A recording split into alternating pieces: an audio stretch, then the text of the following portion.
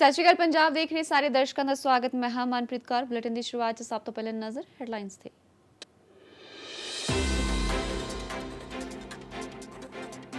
ਫਗਵਾੜਾ ਦੇ ਵਿੱਚ ਅਕਾਲੀ ਦਲ ਦਾ ਧਰਨਾ ਅੱਜ। ਵਜੀਫਾ ਘੁਟਾਲੇ ਨੂੰ ਲੈ ਕੇ ਸਾਧੂ ਸਿੰਘ ਧਰਮਸੋਤ ਦਾ ਕੀਤਾ ਜਾਏਗਾ ਵਿਰੋਧ। ਮਾਮਲੇ ਦੇ ਖਿਲਾਫ ਪੰਜਾਬ ਦੀਆਂ ਸਾਰੀਆਂ ਐਸਸੀ ਐਸੋਸੀਏਸ਼ਨਾਂ ਨੂੰ ਇਕਜੁੱਟ ਹੋਣ ਦੀ ਵੀ ਕੀਤੀ ਅਪੀਲ।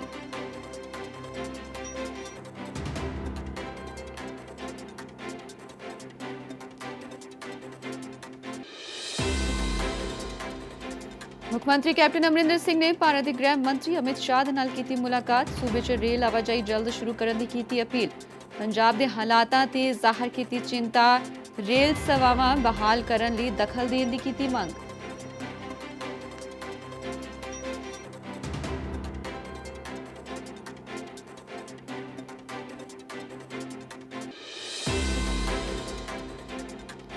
ਪਾਵਨ ਸਰੂਪ ਲਾਪਤਾ ਹੋਣ ਦੇ ਮਾਮਲੇ 'ਚ ਸ਼੍ਰੋਮਣੀ ਕਮੇਟੀ ਦੀ ਰਿਪੋਰਟ ਦੀ ਪੁਸ਼ਟੀ। ਐਡਵੋਕੇਟ ਭਾਈ ਈਸ਼ਰ ਸਿੰਘ ਨੇ ਦਿੱਤੀ ਜਾਣਕਾਰੀ। ਸਾਬਕਾ ਜਥੇਦਾਰ ਭਾਈ ਰਣਜੀਤ ਸਿੰਘ ਦੇ ਦੋਸ਼ਾਂ ਨੂੰ ਨਕਾਰਿਆ।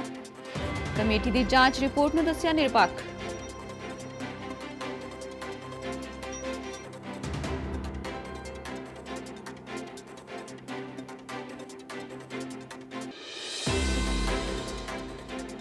देश का माण बनी पठानकोट की डॉक्टर रुचि। अमरीका की मिशिगन यूनीवर्सिटी च बनी साइंसदान। 150 देशों के परीक्षार्थियों को पछाड़ के विश्व पद्धर ते नां कीता रोशन।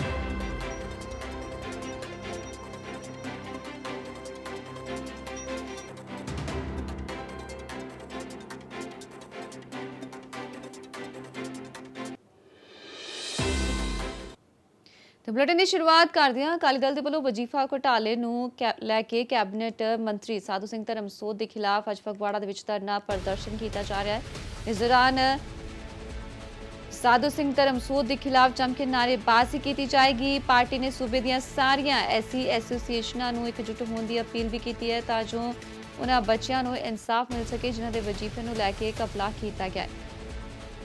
सो दस दिए कि ऐसी पोस्ट मैट्रिक स्कॉलरशिप घोटाले ਨੂੰ ਲੈ ਕੇ लगातार अकाली दल के ਵੱਲੋਂ आवाज़ चुकी जा रही है तो कैबिनेट मंत्री साधू सिंह धर्मसोत ਨੂੰ घेरिਆ जा रहा है। सो ਅੱਜ ਵੀ ਵੱਡੀ ਗਿਣਤੀ 'ਚ ਅਕਾਲੀ ਵਰਕਰ ਇੱਥੇ ਇਕੱਠੇ ਹੋ ਰਹੇ ਨੇ ਜਿਨ੍ਹਾਂ ਦੇ ਵੱਲੋਂ ਫਗਵਾੜਾ ਦੇ ਵਿੱਚ ਧਰਨਾ ਪ੍ਰਦਰਸ਼ਨ ਕੀਤਾ ਜਾਣਾ ਹੈ। ਸੋ ਸਾਧੂ ਸਿੰਘ ਧਰਮਸੋਤ ਦੇ ਖਿਲਾਫ ਜਿੱਥੇ ਨਾਅਰੇਬਾਜ਼ੀ ਕੀਤੀ ਜਾਏਗੀ ਉੱਥੇ ਸੂਬਾ ਸਰਕਾਰ ਨੂੰ ਵੀ ਘੇਰਿਆ ਜਾਏਗਾ। दस दिए कि अकाली दल के वलों लगातार विरोध जताया जा रहा है। एससी घोटाले मामले में लैके मुख्यमंत्री कैप्टन अमरिंदर सिंह की कारगुजारी से भी सवाल चुके जा रहे हैं। साधू सिंह धर्मसोत को क्लीन चिट देण नूं लैके भी विवाद खड़ा होया सी। सो स्कॉलरशिप घोटाले नूं लैके लगातार आवाज़ चुकी जा रही है तो अज भी अकाली दल के वलों फगवाड़ा दे विच रोस प्रदर्शन किया जाना है। सो इस घोटाले की जांच किसी मौजूदा जज के कोलों करवाने की मांग की जा रही है तां जो सच्चाई सामने आ सके। उधर ही अज फगवाड़ा दे विच वड्डी गिनती च अकाली वर्कर इकट्ठे हो रहे हैं। हालांकि इस दौरान सारियां ऐसी एसोसीएशनां नूं भी इकजुट होने की अपील की गई है जो इस प्रदर्शन में शामिल होण अते उन्हां दे बच्चियां जिन्हां नूं वजीफा नहीं मिल सकिया, जिन्हां दे वजीफे लई घोटाला किया गया है, उन्हां बच्चों के हक में आवाज़ बुलंद की जा रही है।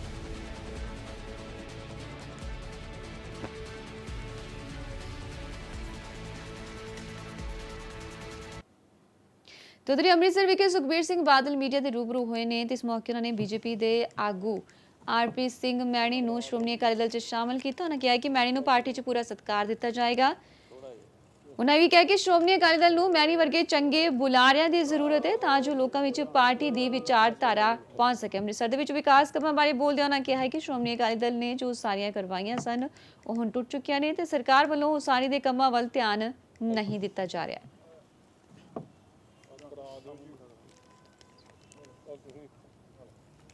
विश्वास दवाना कि मैं पूरे तन मन धन नाल पूरी तनदेही नाल श्रोमणी अकाली दल आखिरी साह तक श्रोमणी अकाली दल की सेवा करांगा। श्रोमणी अकाली दल जो भी सेवा जिथे भी ड्यूटी पार्टी मेरी लाऊगी मैं उन्हें पूरी तनदेही नाल निभावांगा। जो बीजेपी दे बहुत ही काबिल मेहनती वर्कर सी ਅਹੁਦੇਦਾਰ ਸੀ।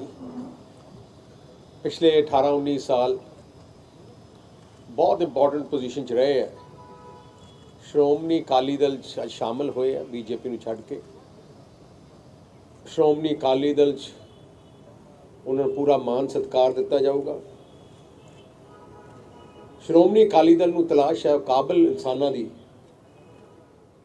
ਜਿਹੜੇ ਇਹ 100 ਸਾਲ ਦੀ ਪਾਰਟੀ ਨੂੰ ਹੋਰ ਤਕੜਾ ਕਰਕੇ ਰੱਖਣ। ਜੈ ਜੀ ਹਿਸਟਰੀ ਸ਼੍ਰੋਮਣੀ ਅਕਾਲੀ ਦਲ ਦੀ ਹੈ, ਕਿਸੇ ਵੀ ਹਿੰਦੁਸਤਾਨ ਦੀ ਪਾਰਟੀ ਦੀ ਨਹੀਂ। ਜੋ ਵਿਰਸਾ ਸ਼੍ਰੋਮਣੀ ਅਕਾਲੀ ਦਲ ਦਾ ਹੈ, ਆਪਣੇ ਲੀਡਰਾਂ ਦੀ ਹਿਸਟਰੀ ਹੈ, ਇਹਦਾ ਮੁਕਾਬਲਾ ਕਿਸੇ ਹੋਰ ਪਾਰਟੀ ਦੀ ਕੋਈ ਲੀਡਰਸ਼ਿਪ ਨਹੀਂ ਕਰ ਸਕਦੀ। ਜ਼ਿੰਦਗੀ 'ਚ ਮਿਹਨਤ ਕਰਨ ਵਾਲੇ ਮੰਜ਼ਿਲਾਂ ਪ੍ਰਾਪਤ ਕਰ ਜਾਂਦੇ ਨੇ ਤੇ ਇਸ ਗੱਲ ਨੂੰ ਸੱਚ ਕਰ ਦਿਖਾਇਆ ਪਠਾਨਕੋਟ ਦੀ ਧੀ ਰੁਚੀ ਮਹਾਜਨ ਨੇ, ਜੋ ਅਮਰੀਕਾ ਦੀ ਯੂਨੀਵਰਸਿਟੀ 'ਚ ਵਿਗਿਆਨਕ ਬਣ ਕੇ ਵਿਸ਼ਵ ਪੱਧਰ ਤੇ ਪਛਾਣ ਬਣਾਈ ਹੈ।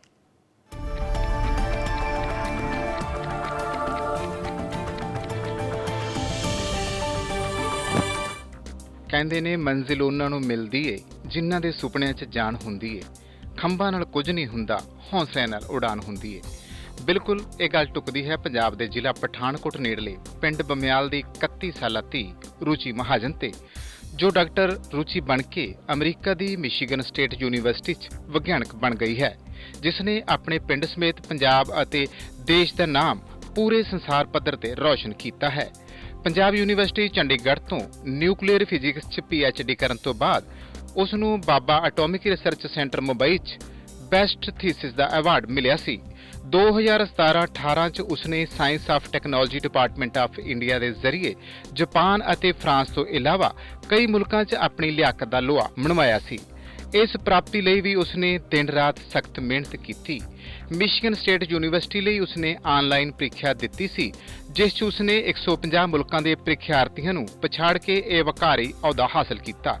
ਆਪਣੀ ਕਾਮਯਾਬੀ ਦਾ ਸਿਹਰਾ ਡਾਕਟਰ ਰੁਚੀ अपने माता पिता ਅਤੇ सख्त मेहनत ਦੇ ਸਿਰ ਬੰਨ੍ਹਦੀ है। अगर आपने कुछ करने का ठान लिया है, अगर आपके पास वो करने की कठिन परिश्रम करने की लगन है, मेहनत है आपके अंदर, तो आप सब कुछ जो है वो अचीव कर सकते हैं। मेरे माता पिता ने मुझे यही शिक्षा दी है कि हमेशा अपना बेस्ट करो और बाकी जो है कभी भी लाइफ में हार मत मानो। तो मेरा आप सबके लिए यही मैसेज है कि जो हमारा बमियाल प्रांत है, इसका आप लोग जो है इस बमियाल प्रांत का के साथ साथ पंजाब का और भारतवर्ष का नाम रोशन करें। ਰੁਚੀ ਮਹਾਜਨ ਦੀ ਇਸ ਮਹਾਨ ਪ੍ਰਾਪਤੀ ਤੇ ਸ਼ਹੀਦ ਸੈਨਿਕ ਪਰਿਵਾਰ ਸੁਰੱਖਿਆ ਪ੍ਰੀਸ਼ਦ ਵੱਲੋਂ ਸ਼ੰਕਰੀ ਦੇਵੀ ਸੀਨੀਅਰ ਸੈਕੰਡਰੀ ਸਕੂਲ ਬਮਿਆਲ 'ਚ ਹੋਏ ਇੱਕ ਸਨਮਾਨ ਸਮਾਰੋਹ 'ਚ ਡਾਕਟਰ ਰੁਚੀ ਮਹਾਜਨ ਨੂੰ ਗੌਰਵ ਪੁਰਸਕਾਰ ਨਾਲ ਸਨਮਾਨਿਤ ਕੀਤਾ ਗਿਆ ਤੇ ਇਸ ਮੌਕੇ ਅਧਿਆਪਕਾਂ ਤੇ ਸਕੂਲ ਦੇ ਵਿਦਿਆਰਥੀਆਂ ਵੱਲੋਂ ਰੁਚੀ ਮਹਾਜਨ ਤੇ ਉਹਦੇ ਪਰਿਵਾਰ ਦੀ ਆਮਦ ਤੇ फूलों की वर्खा भी की गई। अमेरिका की एक यूनिवर्सिटी में टॉप करते हुए इस बच्ची ने उस मुकाम को हासिल किया। ये इलाके के लिए, खास इस क्षेत्र के लिए एक बहुत बड़े गर्व की बात है कि सीमावर्ती क्षेत्र के बच्चे जो हैं ऐसे मुकाम पे पहुंचे हैं और इस क्षेत्र का नाम जो है उन्होंने 7 समुंदर पार ले जाकर रोशन किया है। तो उधर मुख मंत्री कैप्टन अमरिंदर सिंह दे वल्लों गृह मंत्री अमित शाह दे नाल गलबात की गई है तो सूबे विच माल गड्डियां चलाउण दी अपील की गई है। पंजाब दे हालातां ते भी चिंता जाहिर की गई है। दस दिए कि मुख मंत्री कैप्टन अमरिंदर सिंह दे वल्लों गृह मंत्री दे नाल गलबात की गई है, दखल देने की मांग की गई है। सूबे दे विच माल गड्डियां ना चलन दे कारण जो हालात बने ने उसनूं लैके चिंता जाहिर की गई है। ਅਤੇ ਉਹਨਾਂ ਨੇ ਮੰਗ ਕੀਤੀ ਹੈ ਕਿ ਅਮਿਤ ਸ਼ਾਹ ਇਸ ਮਾਮਲੇ ਦੇ ਵਿੱਚ ਦਖਲ ਦੇਣ ਤੇ ਜਲਦ ਤੋਂ ਜਲਦ ਸੂਬੇ ਦੇ ਵਿੱਚ ਮਾਲ ਗੱਡੀਆਂ ਚਲਾਈਆਂ ਜਾਣ। ਸੋ ਦੱਸ ਦਈਏ ਕਿ ਮੁੱਖ ਮੰਤਰੀ ਨੇ ਵੀ ਸਾਫ਼ ਕੀਤਾ ਹੈ ਕਿ ਕਿਸਾਨਾਂ ਦੇ ਵੱਲੋਂ ਸਾਰੇ ਰੇਲਵੇ ਟਰੈਕ ਖਾਲੀ ਕਰ ਦਿੱਤੇ ਗਏ ਨੇ, ਮਾਲ ਗੱਡੀਆਂ ਨੂੰ ਰਾਹ ਦਿੱਤਾ ਗਿਆ ਹੈ, ਯਕੀਨੀ ਬਣਾਇਆ ਗਿਆ ਹੈ ਕਿ ਕੋਈ ਵੀ ਅੜਚਨ ਨਹੀਂ ਆਏਗੀ। ਸੋ ਹੁਣ ਕੇਂਦਰ ਅਤੇ ਰੇਲਵੇ ਵਿਭਾਗ ਨੂੰ ਅਪੀਲ ਕੀਤੀ ਜਾ ਰਹੀ ਹੈ ਕਿ ਜਲਦ ਤੋਂ ਜਲਦ ਸੂਬੇ ਦੇ ਵਿੱਚ ਮਾਲ ਗੱਡੀਆਂ ਸ਼ੁਰੂ ਕੀਤੀਆਂ ਜਾਣ।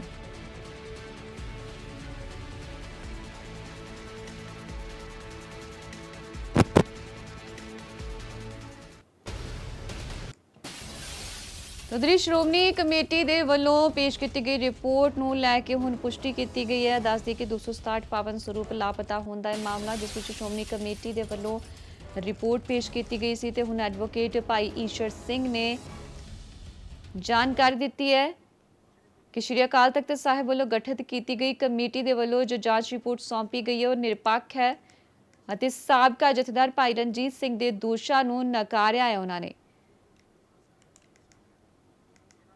ਦੱਸਿਆ ਜਾ ਰਿਹਾ ਹੈ ਕਿ ਸ਼੍ਰੀ ਅਕਾਲ ਤਖਤ ਸਾਹਿਬ ਦੇ ਵੱਲੋਂ ਹੀ ਇਸ ਕਮੇਟੀ ਦਾ ਗਠਨ ਕੀਤਾ ਗਿਆ ਸੀ, ਜਿਸ ਦੇ ਵੱਲੋਂ ਰਿਪੋਰਟ ਪੇਸ਼ ਕੀਤੀ ਗਈ ਹੈ ਤੇ ਜਾਂਚ ਰਿਪੋਰਟ ਨੂੰ ਨਿਰਪੱਖ ਦੱਸਿਆ ਜਾ ਰਿਹਾ ਹੈ, ਜਿਸ ਦੇ ਆਧਾਰ ਤੇ ਇਹ ਕਿਹਾ ਜਾ ਰਿਹਾ ਹੈ ਕਿ ਸ਼੍ਰੋਮਣੀ ਕਮੇਟੀ ਦੀ ਰਿਪੋਰਟ ਦੀ ਪੁਸ਼ਟੀ ਹੋ ਚੁੱਕੀ ਹੈ। ਐਡਵੋਕੇਟ ਭਾਈ ਈਸ਼ਰ ਸਿੰਘ ਦੇ ਵੱਲੋਂ ਇਸ ਬਾਬਤ ਜਾਣਕਾਰੀ ਦਿੱਤੀ ਗਈ ਹੈ।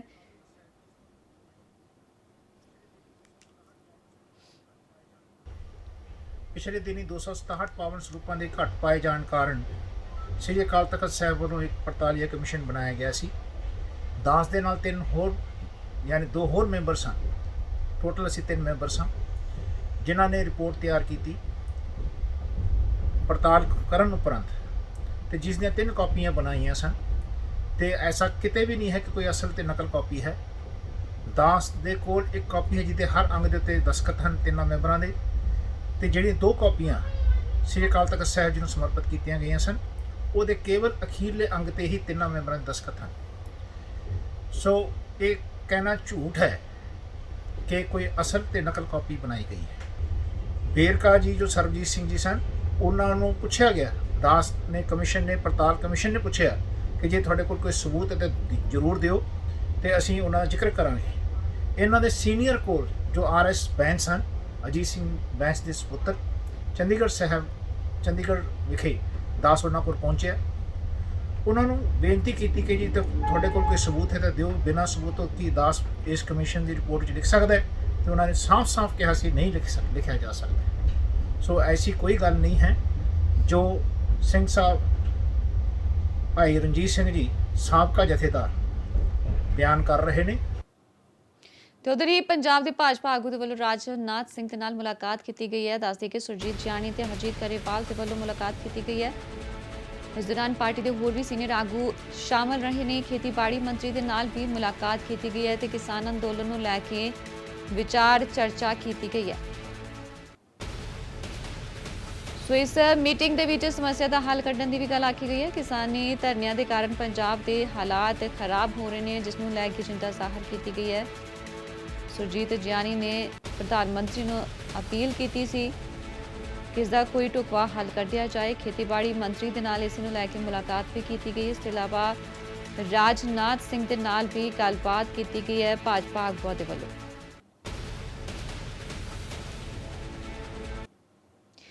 ਤੇ ਟੋਲ ਪਲਾਜ਼ੇ ਤੇ ਕਿਸਾਨਾਂ ਦੇ ਧਰਨੇ ਪ੍ਰਦਰਸ਼ਨ ਅਜੇ ਵੀ ਜਾਰੀ ਨੇ ਤੇ ਪੰਜਾਬੀ ਅਦਾਕਾਰ ਯੋਗਰਾਜ ਸਿੰਘ ਵੀ ਇਸ ਧਰਨੇ ਪ੍ਰਦਰਸ਼ਨ ਵਿੱਚ ਸ਼ਾਮਲ ਹੋਏ ਨੇ। ਕਿਸਾਨਾਂ ਦੇ ਧਰਨੇ ਨੂੰ ਸਮਰਥਨ ਦਿੱਤਾ ਗਿਆ ਹੈ।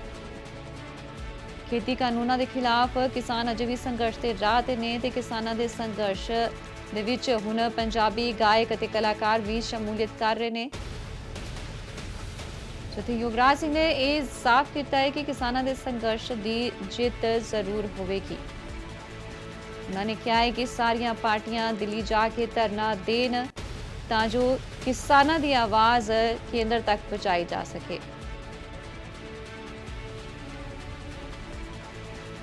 ਸੰਘਰਸ਼ ਕਈ ਵਾਰੀ ਬਹੁਤ ਲੰਬੇ ਹੋ ਜਾਇਆ ਕਰਦੇ ਆ, 2-2 ਸਾਲ 3-3 ਸਾਲ। ਮੁਗਲਾਂ ਦਾ ਤਖਤਾ ਪਲਟਣ ਵਾਸਤੇ ਸੰਘਰਸ਼ 350 ਸਾਲ ਚੱਲਿਆ।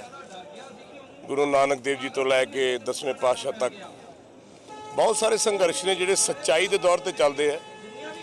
ਜਦ ਸੱਚ ਦੀ ਚੱਕੀ ਚੱਲਦੀ ਹੈ, ਰੱਬ ਚਲਾਉਂਦਾ ਸੱਚ ਦੀ ਚੱਕੀ, ਤਾਂ ਬੜਾ ਬਰੀਕ ਪੀਸਦੀ ਹੈ, ਪਰ ਉਹ ਇਹੋ ਜਿਹਾ ਪੀਸਦੀ ਹੈ ਕਿ ਮੁੜ ਕੇ ਉਹ ਚੀਜ਼ ਜੁੜਦੀ ਨਹੀਂ।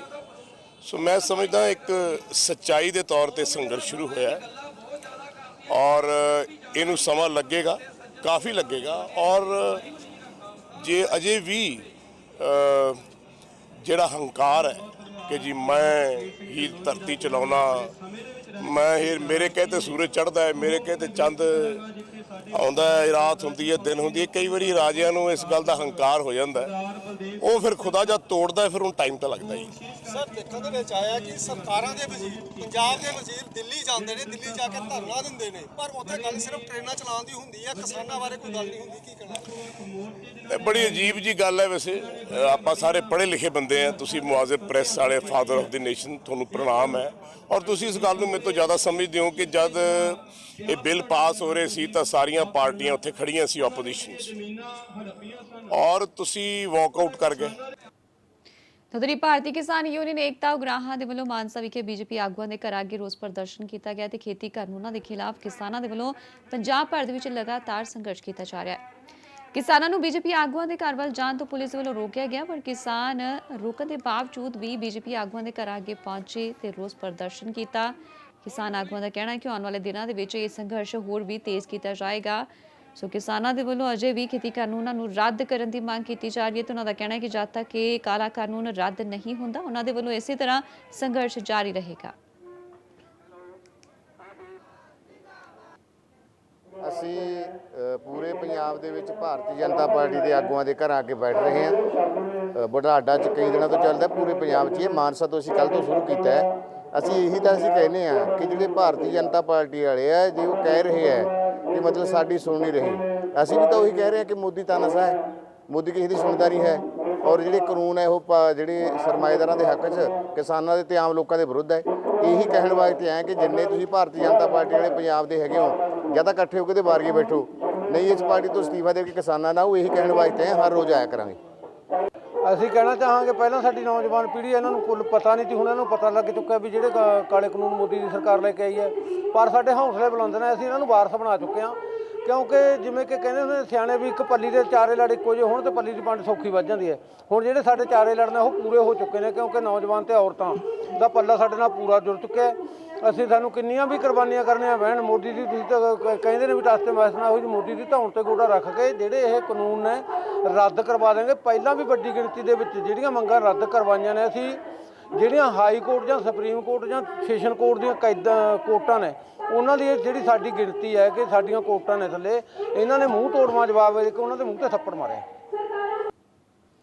ਸੋ ਜਿੱਥੇ ਇੱਕ ਪਾਸੇ ਸੂਬਾ ਸਰਕਾਰ ਕਿਸਾਨਾਂ ਦੇ ਕਰਜ਼ੇ ਮਾਫ ਕਰਨ ਦੀ ਗੱਲ ਆਖ ਰਹੀ ਹੈ, ਉੱਥੇ ਕਿਸਾਨਾਂ ਦੇ ਵੱਲੋਂ ਇਲਜ਼ਾਮ ਲਗਾਏ ਗਏ ਨੇ ਕਿ ਸਰਕਾਰ ਦੇ ਵੱਲੋਂ ਕੋਈ ਕਰਜ਼ਾ ਮਾਫ ਨਹੀਂ ਕੀਤਾ ਗਿਆ, ਬਲਕਿ ਕਿਸਾਨ ਪਰਿਵਾਰਾਂ ਨੂੰ ਬੈਂਕ ਦੇ ਵੱਲੋਂ ਨੋਟਿਸ ਵੀ ਭੇਜਿਆ ਗਿਆ ਹੈ, ਜਿਸ ਵਿੱਚ 20,000 ਦਾ ਬੈਂਕ ਤੋਂ ਕਰਜ਼ਾ ਲਿਆ ਗਿਆ ਸੀ ਤੇ ਹੁਣ ਇਹ ਕਰਜ਼ਾ 1 ਲੱਖ ਤੱਕ ਪਹੁੰਚ ਗਿਆ ਹੈ। ਸੋ ਸਰਕਾਰ ਤੋਂ ਕਰਜ਼ਾ ਮਾਫ ਕਰਨ ਦੀ ਮੰਗ ਅਜੇ ਵੀ ਕੀਤੀ ਜਾ ਰਹੀ ਹੈ। ਪੰਜਾਬ ਦੀ ਸਰਕਾਰ ਨੇ ਸੱਤਾ ਚਾਹੁਣ ਤੋਂ ਪਹਿਲਾਂ ਵੱਡੇ ਵਾਅਦੇ ਕੀਤੇ ਸੀ, ਕਿਸਾਨਾਂ ਦਾ, ਮਜ਼ਦੂਰਾਂ ਦਾ, ਹਰ ਤਰ੍ਹਾਂ ਦਾ ਕਰਜ਼ਾ ਜਿਹੜਾ ਹੈ ਬੇਜ਼ਮੀਨੇ ਲੋਕਾਂ ਦਾ ਮਾਫ ਕਰਨ ਦੀ ਗੱਲ ਕਹੀ ਸੀ। ਪਰ ਕਿਤੇ ਨਾ ਕਿਤੇ ਕਰਜ਼ਾ ਮਾਫ ਤਾਂ ਹੋਇਆ, ਪਰ ਬਹੁਤ ਲੋਕ ਐਸੇ ਆ ਹਜੇ ਵੀ ਜਿਨ੍ਹਾਂ ਦੇ ਸਿਰ ਲੱਖਾਂ ਰੁਪਇਆ ਕਰਜ਼ਾ ਚੜਿਆ ਹੋਇਆ। ਅਸੀਂ ਇਸ ਵਕਤ ਬਠਿੰਡਾ ਦੇ ਜੋਗਾਨੰਦ ਪਿੰਡ 'ਚ ਮੌਜੂਦ ਹਾਂ, ਦਰਸ਼ਨ ਸਿੰਘ ਜੀ ਦੇ ਘਰ ਦੇ ਵਿੱਚ ਹੈ। ਤੁਹਾਨੂੰ ਤਸਵੀਰ ਦਿਖਾ ਦਈਏ, ਮੇਰੇ ਨਾਲ ਜਿਹੜੇ ਤੁਸੀਂ ਦੇਖ ਰਹੇ ਹੋ ਬਜ਼ੁਰਗ, ਇਹਨਾਂ ਦਾ ਨਾਮ ਦਰਸ਼ਨ ਸਿੰਘ ਹੈ। ਜ਼ਮੀਨ ਇਹਨਾਂ ਕੋਲ ਹੈ ਨਹੀਂ, 20,000 ਲੋਨ ਇਹਨਾਂ ਨੇ ਤਿੰਨਾਂ ਪਿਓ ਪੁੱਤਰਾਂ ਨੇ ਲਿੱਤਾ ਸੀਗਾ। ਤਾਂ ਹੁਣ ਬੈਂਕ ਨੇ ਯਾਨੀ ਸਹਿਕਾਰੀ ਬੈਂਕ ਨੇ ਆ ਜਿਹੜਾ ਨੋਟਿਸ ਹੈ ਇਹਨਾਂ ਨੂੰ ਭੇਜਣਾ ਸ਼ੁਰੂ ਕਰ ਦਿੱਤਾ ਹੈ। ਇਕੱਲੀ ਇਸੇ ਬੈਂਕ ਦਾ ਨਹੀਂ ਹੈ, ਜਿਹੜੇ ਹੋਰ ਵੀ ਕਈ ਬੈਂਕ ਹੈਗੇ ਆ ਜਿਨ੍ਹਾਂ ਤੋਂ ਕਰਜ਼ੇ ਲਿੱਤੇ ਗਏ ਸੀਗੇ, ਚਾਹੇ ਉਹ ਖੇਤੀ ਕਰਜ਼ੇ ਹੋਣ, ਚਾਹੇ ਕਾਰੋਬਾਰ ਵਾਸਤੇ ਕਰਜ਼ੇ ਹੋਣ, ਤਾਂ ਇਹ ਸਾਰੇ ਕਰਜ਼ੇ ਹੁਣ ਭਰਵਾਉਣ ਵਾਸਤੇ ਜਿਹੜੇ ਬੈਂਕ ਹੈ ਉਹ ਕਿਸਾਨਾਂ ਤੇ ਪ੍ਰੈਸ਼ਰ ਪਾਉਣ ਲੱਗ ਗਏ ਹੈ ਕਿ ਕਰਜ਼ਾ ਭਰੋ। ਦਰਸ਼ਨ ਸਿੰਘ ਦੀ ਕਹਾਣੀ ਜਿਹੜੀ ਤੁਹਾਨੂੰ ਦੱਸਦੇ ਅਸੀਂ, ਇਹਨਾਂ ਦੇ 3 ਬੇਟੇ ਆ ਤੇ ਤਿੰਨਾਂ ਨੇ ਹੀ ਜਿਹੜਾ ਲੋਨ ਲਿੱਤਾ ਸੀਗਾ, ਜਿਹੜਾ ਕਿ 20,000 ਦੀ ਰਕਮ ਸੀ, ਜਿੱਤੇ ਵਿਆਜ ਲਾ ਕੇ ਹੁਣ ਉਹ ਜਿਹੜਾ 1,20,000 ਰੁਪਏ ਕਰ ਦਿੱਤਾ ਕਿ ਜਿਹੜੀ ਪੈਨਸ਼ਨ ਸੀ ਉਹਦੀ ਵੀ ਰੋਕ ਲੱਗੀ ਹੈ, ਉਹਦਾ ਵੀ ਨੋਟਿਸ ਇਹਨਾਂ ਨੂੰ ਭੇਜਿਆ ਗਿਆ ਸਹਿਕਾਰੀ ਬੈਂਕ ਵੱਲੋਂ। ਇਹ ਸਰਕਾਰ ਕਿਤੇ ਨਾ ਕਿਤੇ ਆਪਾਂ ਕਹਿ ਸਕਦੇ ਹਾਂ ਕਿ ਹੁਣ ਸਰਕਾਰ ਕੋਲ ਮੌਕਾ ਹੈਗਾ ਕਿ ਇਹਨਾਂ ਕਿਸਾਨਾਂ ਨੂੰ ਜਿਹੜੇ ਆਰਥਿਕ ਤੌਰ ਤੇ ਬਹੁਤ ਜ਼ਿਆਦਾ ਕਮਜ਼ੋਰ ਨੇ, ਕਮਾਈ ਦਾ ਸਾਧਨ ਨਹੀਂ ਹੈ, ਇਹਨਾਂ ਦੀ ਮਦਦ ਕਰਨੀ ਚਾਹੀਦੀ ਹੈ। ਪਰ ਜਿਹੜੇ ਬੈਂਕ ਨੋਟਿਸ ਭੇਜ ਰਿਹਾ ਤਾਂ ਕਿਤੇ ਨਾ ਕਿਤੇ ਵੱਡੀ ਪਰੇਸ਼ਾਨੀ ਇਹਨਾਂ ਵਾਸਤੇ ਖੜੀ ਹੋ ਚੁੱਕੀ ਹੈ, ਜਿਨ੍ਹਾਂ ਕੋਲੇ ਰੁਜ਼ਗਾਰ ਦਾ ਕੋਈ ਸਾਧਨ ਨਹੀਂ ਹੈਗਾ। ਤਾਂ ਇਸ ਕਰਕੇ ਗੱਲ ਕਰਦੇ ਹਾਂ ਦਰਸ਼ਨ ਸਿੰਘ ਜੀ ਨਾਲ ਹੀ ਗੱਲ ਕਰਦੇ ਹਾਂ। ਦਰਸ਼ਨ ਜੀ, ਇਹ ਲੋਨ ਕਦੋਂ ਲਿੱਤਾ ਸੀ ਤੁਸੀਂ ਤੇ ਨੋਟਿਸ ਕਦੋਂ ਭੇਜਿਆ ਗਿਆ ਤੁਹਾਨੂੰ? ਨੋਟ ਨੂੰ ਮਹੀਨਾ ਹੋ ਗਿਆ ਜੀ, ਤੇ ਕਰਜ਼ੇ ਲੈਣ 3-4 ਸਾਲ ਹੋ ਗਏ ਜੀ। ਹਾਂ, 3-4 ਸਾਲ ਹੋ ਗਏ ਕਰਜ਼ੇ ਲੈਣ, ਭਰਿਆ ਨਹੀਂ ਜਾ ਕੇ, ਕੋਈ ਆਮਦਨ ਹੈ ਨਹੀਂ ਸੀ ਕੋਈ ਵੀ, ਕਰਜ਼ੇ ਬਿਮਾਰ ਮੁੱਕ ਗਏ, ਮੈਂ ਆਪ ਬਿਮਾਰ ਰਹਿਣਾ ਜੀ। ਹਾਂ, ਮੌਤ ਹੋ ਗਈ, ਘਰ ਵਾਲੀ ਦੀ ਮੌਤ ਹੋ ਗਈ। ਇਹ ਜਿਹੜਾ ਕਾਹਦੇ ਵਾਸਤੇ ਲਿਆ ਸੀ? ਇਹ ਬਸ ਕਾਪੀਆਂ ਚੱਲਦੀਆਂ ਸੀ ਘਰੇ, ਮਾੜਾ ਆਈ ਚਲੀ ਚਲਾਉਣ ਨੂੰ ਜੀ, ਮਰ ਕੇ ਕਬੀਲਦਾਰੀਆਂ ਐਂ ਕਰਕੇ ਤੇ ਤੁਹਾਡਾ ਮਾਫ ਜਿਹੜਾ ਸਰਕਾਰ ਨੇ ਕਿਹਾ ਸੀ ਕਿ ਅਸੀਂ ਕਰਜ਼ੇ ਮਾਫ ਕਰਾਂਗੇ ਬੇਜ਼ਮੀਨਾਂ ਦੇ ਵੀ, ਹਾਂ ਹੋਏ ਨਹੀਂ ਜੀ, ਹਾਂ ਹੋਏ ਨਹੀਂ ਕਰਦੇ ਸਾਡੇ। ਉਹਨੇ ਤੁਹਾਨੂੰ ਜਿਹੜਾ 31/10 ਨੂੰ ਫਿਰ ਭੇਜਿਆ ਇਹਨਾਂ ਨੇ ਭਰਨ ਵਾਰਾਂ ਭੇਜਤਾ ਵੀ ਸਟੱਡੀ ਭਰੋ। ਹਾਂ ਸਟੱਡੀ ਭਰ ਕੇ ਆਓ ਜੀ। ਹਾਂ ਵਿਆਜ ਲਾ ਕੇ 20,000 ਰੁਪਏ ਮਿਲਿਆ ਸੀ ਸਾਨੂੰ, ਹੁਣ ਵਿਆਜ ਲਾ ਕੇ ਇਹਨਾਂ ਰਕਮ ਬਣਾਤੀ, ਇਕੱਠੇ ਪੈਸੇ ਭਰੋ ਜੀ। ਤੁਹਾਡੇ ਘਰ ਵਾਲੀ ਵੀ ਤੁਹਾਡੀ ਨਹੀਂ ਹੈਗੀ ਹੈ, ਤੁਸੀਂ ਵੀ ਬਿਮਾਰ ਰਹਿੰਦੇ ਹੋ, ਕਿੰਨੀ ਕੁ ਮੁਸ਼ਕਲਾਂ ਹੈਗੀਆਂ ਪਰਿਵਾਰ ਚਲਾਉਣ? ਚਲਾ ਜੀ ਬੇਅੰਤ ਬਹੁਤ ਜ਼ਿਆਦਾ ਮੁਸ਼ਕਿਲ ਆ। ਹਾਂ ਵੀ ਸਾਡਾ ਕਰਜ਼ਾ ਮਾਫ ਹੋ ਜੇ ਜੀ, ਗਰੀਬ ਬੰਦੇ ਆ। ਬੈਂਕਾਂ ਵਾਲੇ ਵੀ ਪ੍ਰੈਸ਼ਰ ਪਾਉਂਦੇ ਆ, ਨੋਟਿਸ ਭੇਜ ਕੇ। ਹਾਂ ਬੈਂਕਾਂ ਵਾਲੇ ਵੀ ਪ੍ਰੈਸ਼ਰ ਪਾਉਂਦੇ ਆ ਵੀ ਐਂ ਕਰਾਂਗੇ ਐਂ ਕਰਾਂਗੇ। ਹਾਂ ਯਾਨੀ ਹੁਣ ਇਹ ਤੁਸੀਂ ਭਰਨ ਦੇ ਲਾਇਕ ਨਹੀਂ ਹੈਗੇ। ਹਾਂ ਨਾ ਭਰੇ ਨਹੀਂ ਜਾਂਦੇ ਜੀ। ਹਾਂ ਕਿਦੋਂ ਆਮਦਨੀ ਮੈਂ ਥਾਂ ਵੇਚ ਕੇ ਉਹਦਾ ਇਲਾਜ ਕਰਾਇਆ। ਯਾਨੀ ਜਿਹੜੀ ਤੁਸੀਂ ਜਗ੍ਹਾ ਵੇਚੀ ਹੈ ਉਹ ਜਗ੍ਹਾ ਵੇਚ ਕੇ ਇਲਾਜ ਕਰਾਇਆ? ਹਾਂ ਜਗ੍ਹਾ ਵੇਚ ਕੇ ਇਲਾਜ ਕਰਾਇਆ। ਉਧਰ ਤਿਉਹਾਰਾਂ ਦੇ ਮੱਦੇਨਜ਼ਰ ਸਿਹਤ ਵਿਭਾਗ ਦੇ ਵੱਲੋਂ ਵੀ ਵੱਖ-ਵੱਖ ਥਾਵਾਂ ਤੇ ਛਾਪੇਮਾਰੀ ਕੀਤੀ ਜਾ ਰਹੀ ਹੈ ਅਤੇ ਖਾਣ ਪੀਣ ਵਾਲੀਆਂ ਵਸਤਾਂ ਦੇ ਸੈਂਪਲ ਲਏ ਜਾ ਰਹੇ ਨੇ। ਦੀਨਾਨਗਰ ਦੇ ਵਿੱਚ ਵੀ ਇਸੇ ਦੌਰਾਨ ਸਿਹਤ ਵਿਭਾਗ ਵੱਲੋਂ ਚੈਕਿੰਗ ਕੀਤੀ ਗਈ। ਪਨੀਰ ਅਤੇ ਘਿਓ ਦੇ ਸੈਂਪਲ ਲਏ ਗਏ ਨੇ।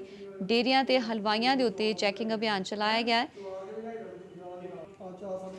ਸਿਹਤ ਵਿਭਾਗ ਵੱਲੋਂ ਸਾਫ਼ ਕੀਤਾ ਗਿਆ ਹੈ ਕਿ ਲੋਕਾਂ ਦੀ ਸਿਹਤ ਦੇ ਨਾਲ ਖਿਲਵਾੜ ਨਹੀਂ ਹੋਣ ਦਿੱਤਾ ਜਾਏਗਾ, ਜਿਸ ਨੂੰ ਲੈ ਕੇ ਉਹਨਾਂ ਦੇ ਵੱਲੋਂ ਸੂਬੇ ਭਰ ਦੇ ਵਿੱਚ ਵੱਖ-ਵੱਖ ਥਾਈਂ ਚੈਕਿੰਗ ਕੀਤੀ ਜਾ ਰਹੀ ਹੈ। ਡੇਅਰੀਆਂ ਦੇ ਵਿੱਚ ਵੀ ਛਾਪੇਮਾਰੀ ਕਰਕੇ ਪਨੀਰ ਤੇ ਘਿਓ ਦੇ ਸੈਂਪਲ ਲਏ ਗਏ ਨੇ। ਜਾਂਚ ਕੀਤੀ ਜਾ ਰਹੀ ਹੈ ਤਾਂ ਜੋ ਲੋਕਾਂ ਦੀ ਸਿਹਤ ਦੇ ਨਾਲ ਕੋਈ ਖਿਲਵਾੜ ਨਾ ਹੋ ਸਕੇ। ਅਸੀਂ ਜਿਹੜਾ ਆ ਸਾਡੇ ਮਾਨਯੋਗ commissioner food and drug administration Shri Kumar Rahul ji ਤੇ ਸਾਡੇ ਮਾਨਯੋਗ ਡਿਪਟੀ ਕਮਿਸ਼ਨਰ ਗੁਰਦਾਸਪੁਰ ਤੇ ਸਿਵਲ ਸਾਹਿਬ ਦੀਆਂ ਹਦਾਇਤਾਂ ਅਨੁਸਾਰ ਜਿਹੜਾ ਆ ਅਸੀਂ ਜਿਹੜੀ ਆ ਫੂਡਸ ਐਕਟ ਅਧੀਨ ਜਿਹੜੀ ਆ ਚੈਕਿੰਗ ਕਰ ਰਹੇ ਆ। ਇਹ ਜਿਹੜੀ ਤਿਉਹਾਰਾਂ ਨੂੰ ਮੱਦੇਨਜ਼ਰ ਰੱਖਦੇ ਹੋਇਆਂ ਵੀ ਤੇ ਵੈਸੇ ਵੀ ਰੂਟੀਨ ਦੇ ਵਿੱਚ ਜਿਹੜਾ ਆ ਅਸੀਂ ਸਾਰੀ ਚੈਕਿੰਗ ਜਿਹੜੀ ਆ ਜ਼ਿਲ੍ਹੇ ਵਿੱਚ ਕਰਦੇ ਰਹਿੰਦੇ ਆ। ਇਹਦੇ ਅਧੀਨ ਅਸੀਂ ਅੱਜ ਜਿਹੜਾ ਆ ਇੱਥੇ ਦੀਨਾਨਗਰ ਵਿਖੇ ਜਿਹੜਾ ਆ ਇੱਕ ਡੇਅਰੀ ਹੈ ਜਿਹੜੇ ਪਨੀਰ ਤਿਆਰ ਕਰਕੇ ਤੇ ਬਾਹਰ ਸਪਲਾਈ ਕਰਦੇ ਆ ਏਰੀਆ ਦੇ ਵਿੱਚ, ਪਠਾਨਕੋਟ ਜਾਂ ਹੋਰ ਉਹਦੇ ਲਾਗੇ ਚਾਗੇ ਜਿਹੜੇ ਆਪਣਾ ਹੈਗੇ ਕਸਬੇ, ਉੱਥੇ ਸਪਲਾਈ ਕਰਦੇ ਆ। ਇਹਨਾਂ ਦਾ ਜਿਹੜਾ ਆ ਅਸੀਂ ਅੱਜ ਸੈਂਪਲ ਲਿਆ ਆ, ਪਨੀਰ ਦਾ ਵੀ ਸੈਂਪਲ ਲਿਆ ਆ ਤੇ ਘਿਓ ਦਾ ਵੀ ਇਹਨਾਂ ਦਾ ਸੈਂਪਲ ਲਿਆ ਆ। ਇਹ ਜਿਹੜੇ ਸੈਂਪਲ ਹੈਗੇ ਆ ਅਸੀਂ ਚੈੱਕ ਕਰਨ ਲਈ ਜਿਹੜਾ ਆ ਫੂਡ ਲੈਬੋਰਟਰੀ ਪੰਜਾਬ ਜਿਹੜੀ ਆ ਸਾਡੀ ਉੱਥੇ ਭੇਜਾਂਗੇ।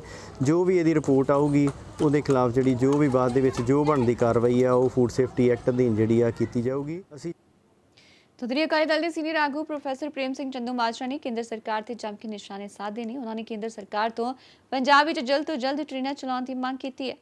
ਪੰਜਾਬ ਸਰਕਾਰ ਤੇ ਨਿਸ਼ਾਨਾ ਸਾਧਦੇ ਹੋਏ ਚੰਦੂਮਾਜਰਾ ਸੂਬਾ ਸਰਕਾਰ ਦੇ ਉੱਤੇ ਇਲਜ਼ਾਮ ਲਗਾਏ ਨੇ ਕਿ ਕਿਸਾਨਾਂ ਦੀ ਸਮੱਸਿਆ ਦਾ ਸਰਕਾਰ ਹੱਲ ਨਹੀਂ ਕਰਨਾ ਚਾਹੁੰਦੀ ਹੈ। ਉਹਨਾਂ ਨੇ ਮੁੱਖ ਮੰਤਰੀ ਤੋਂ ਵਿਧਾਨ ਸਭਾ ਸੈਸ਼ਨ ਬੁਲਾਉਣ ਦੀ ਵੀ ਮੰਗ ਕੀਤੀ ਹੈ।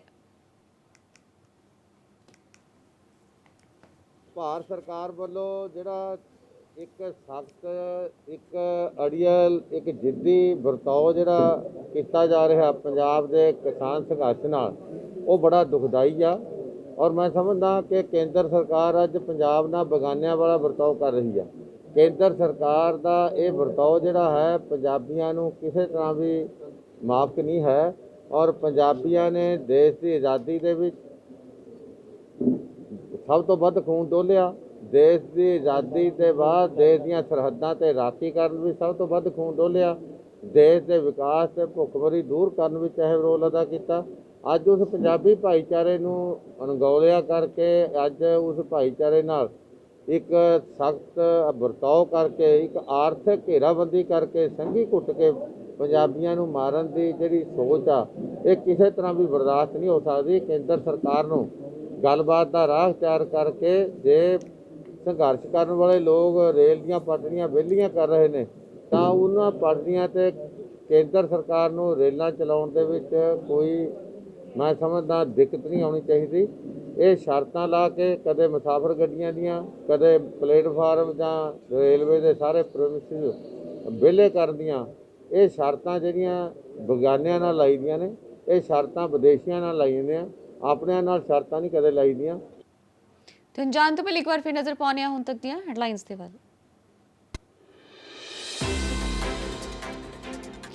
ਫਗਵਾੜਾ 'ਚ ਅਕਾਲੀ ਦਲ ਦਾ ਧਰਨਾ ਪ੍ਰਦਰਸ਼ਨ ਅੱਜ। ਵਜੀਫਾ ਘੁਟਾਲੇ ਨੂੰ ਲੈ ਕੇ ਸਾਧੂ ਸਿੰਘ ਧਰਮਸੋਤ ਦਾ ਕੀਤਾ ਜਾਏਗਾ ਵਿਰੋਧ। ਮਾਮਲੇ ਦੇ ਖਿਲਾਫ ਪੰਜਾਬ ਦੀਆਂ ਸਾਰੀਆਂ ਐਸੀ ਐਸੋਸੀਏਸ਼ਨਾਂ ਨੂੰ ਇਕਜੁੱਟ ਹੋਣ ਦੀ ਕੀਤੀ ਅਪੀਲ।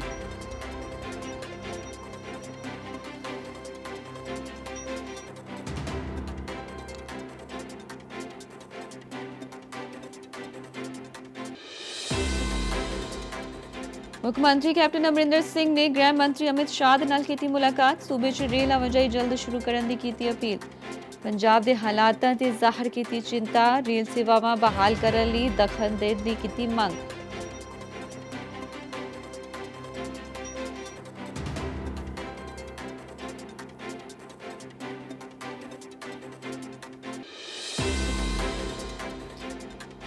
ਪਾਵਨ ਸਰੂਪ ਲਾਪਤਾ ਹੋਣ ਦੇ ਮਾਮਲੇ 'ਚ ਸ਼੍ਰੋਮਣੀ ਕਮੇਟੀ ਦੀ ਰਿਪੋਰਟ ਦੀ ਪੁਸ਼ਟੀ। ਐਡਵੋਕੇਟ ਭਾਈ ਈਸ਼ਰ ਸਿੰਘ ਨੇ ਦਿੱਤੀ ਜਾਣਕਾਰੀ। ਸਾਬਕਾ ਜਥੇਦਾਰ ਭਾਈ ਰਣਜੀਤ ਸਿੰਘ ਦੇ ਦੋਸ਼ਾਂ ਨੂੰ ਨਕਾਰਿਆ। ਕਮੇਟੀ ਦੀ ਜਾਂਚ ਰਿਪੋਰਟ ਨੂੰ ਦੱਸਿਆ ਨਿਰਪੱਖ।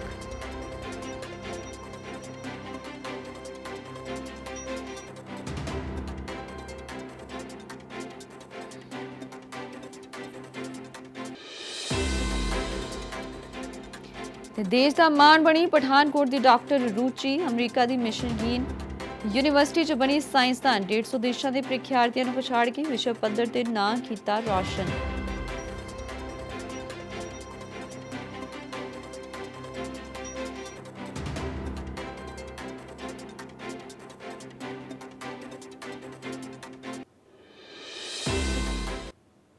तो बुलेटिन च फिलहाल इन्ना ही। तुहाडा कोई भी सुझाव या खबर संबंधी जानकारी देना चाहते हो तो तुसीं सानूं ईमेल कर सकते हो। साडा ईमेल पता नोट कर लो news@fastway.in।